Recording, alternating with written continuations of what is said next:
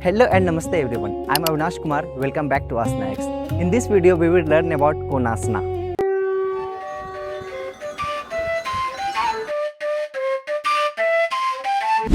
Before we start, avoid or modify this pose if you have recent foot, ankle or knee injuries, severe balance disorders, vertigo or dizziness. Step 1. Stand straight. Open your legs 2 to 3 feet apart. Step 2.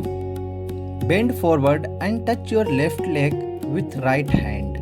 Raise your left hand upward. Step 3.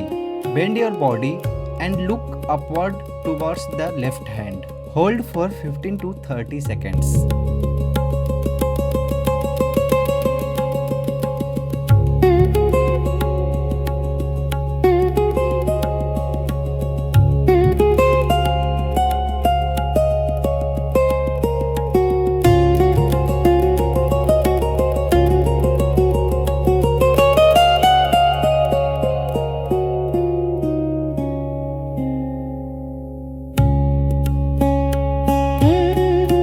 Step 5.